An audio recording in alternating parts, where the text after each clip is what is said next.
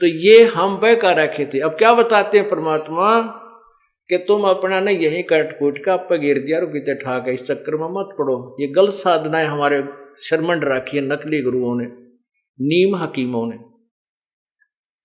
तो परमात्मा क्या कहते हैं कि कुछ बुद्धि से काम लो। अपने बेटे का तो इतना डर मानती है कि कदे कहीं चीना लग जा और तेरे बेटे को दर्द हो, पीड़ा हो जा पोते को, और एक बकरी का बच्चा लेकर उसका गला कटैया रे बोड़ी सी दुनिया, गुरु बिन कैसे श्रिया। पूरे संत के बिना ये निर्णायक ज्ञान जब तक नहीं मिलेगा तेरा उद्धार नहीं हो सकता। अब अपने बच्चे की तो इतनी ममता, इतना प्यारा लागे कैंची लागण का भी डर, और एक बालक एक अमूक जो बोल भी नहीं सकता उसका प्राणी का बच्चा लेकर और माता का भेंट चढ़ा दिया है। वो माता कभी बकरे नहीं खाती। वो देव कोई नहीं है जो मांस आहार करता, वो तो राक्षस होते हैं जो मांस आहार करते हैं। वो हमारे इष्ट देव कोई भी देवता मांसाहार नहीं करते। ये हमारे को बहका रखा है उन ज्वाड़ के स्वादुओं ने, जो मर के भूत बन गए। और वो जो नकली गुरु थे वह मांस खाया करते थे, फिर वह पत्थर भूत बन गए। वह फिर उन्हीं यजमाना माँ का बोलते हैं, मैं भैरव बोलू हूँ, मैं हनुमान बोलू हूँ, मैं माता बोलता हूँ, और एक बकरा चढ़ा दो। उनका वो गुमराह कर देते हैं। और उनके डर के मारे फिर ये पूर्ण परमात्मा का सहारा मिला नहीं तो डरते फिर ये बेचारे गृहस्थी लोग उन पाखंडिया में जो भूत बोला करते, उनके आधार से मांस चढ़ाने लगे, बकरे चढ़ाने लगे, कटवाने लगे हैं। इस प्रकार यह बात बिगड़ी। फिर कहते हैं, फिर माता की पूजा देखो, कहते कच्चा पाका भोजन बना कर माता धोकने गई। माता जो धोक लान का दिशा बना कर चलता है काम, कुबेरा कुत्ता न खाना हो तो वो कच्चा पाका भोजन बनाकर माता धोकने गई। हमने देखी जगह जगह पर ना एक इतनी मंडी ही बना देंगे जिसमें मेरे ख्याल में कुत्ता आराम से बैठ सके, बाकी आदमी तो नहीं प्रवेश कर सकता। उसको माता का थान बोलते हैं, स्थान।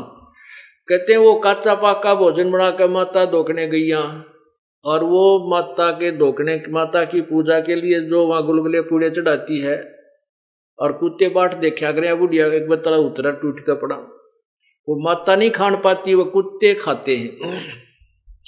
और खा के उस कुत्ते उस माता के आहार को, और चलते समय फिर उसके ऊपर बाथरूम करते हैं, पेशाब करके चलना, उस माता की चोटी में धार मारे। तो परमात्मा कहते हैं अगर वो शक्ति है तेरी माता में, कुत्ते की टांग क्यों ना तोड़ दी, कुत्ता क्यों ना मर गया, या मार देती इसको। नो करा बड़ी सी दुनिया, कच्चा पाका भोजन बना कर माता धोकने गई, और माता ऊपर कुत्ता मुत्ता, वो क्यों ना मर गई। तेरी घिघी बंदरी है माता के दुखी कर दे, और इस कुत्ते को ना मारती वा। फिर क्या बताते हैं कि जीवित बाप के लट्ठम लट्ठा, और मरने के बाद उसने गंगा में पहुंचाने जाता उसकी अस्थियों को। अब परमात्मा ये बताना चाहते हैं कि जब तेरे पिताजी जीवित हैं, माताजी जीवित थे, तो उनकी सेवा करनी चाहिए थी, उनको प्यार देना चाहिए था, जिसके उद्देश्य से उन्होंने पुत्र की परवरिश की थी। अब जीव है जब तो पिता गेला लट्ठम लट्ठा झगड़ा ठानता रहता है, और मरने के बाद उन आड्डा न ठा कर गंगा में गिरने जाता है। और उस गंगा में गिरने से क्यों डाल कराते हैं कि तेरे पिता की गति हो जाएगी, मोक्ष हो जाएगा। अब ध्यान से सुनना, ये मोक्ष कहां से होने लगा था, कहां मोक्ष जाकर छोड़ते हैं ये लोग हमारा, कित मोक्ष करावें। अब एक भक्त नाम ले रहा था, नाम ले रखा था उसने, और उसको मना किया हुआ था भी ना तो ये फूल फाल ठाने हैं, जो कहते हैं ना अस्थियां उठाकर गंगा में गिर कानी नहीं। अगर उस स्थान को खाली करना आवश्यक है तो उसने उन अस्थियों को राख को उठाकर नियर बाई को रिवर नहर चलती है, दरिया है, चलते पानी में वापर डाल दियो, कोई किसी की सहयोग की आवश्यकता नहीं, किसी गुरु पीर की।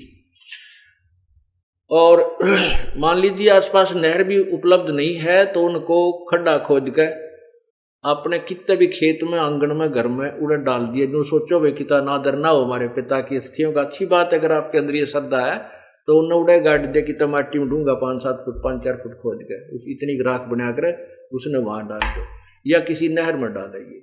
वहां उन ठगों के पास मत जाइए जो आपको गुमराह करते हैं। तेरे पिता की गति गंगा में आने से होगी, यहाँ पर इसकी अस्थियां पहुंचाने में होगी, ये गलत है, ऐसा कुछ नहीं है। वो एक भक्त जैसे हमारा नाम लेते हैं तो हम उनको ये मर्यादा भी बताते हैं कि ये नियम पालन करना है।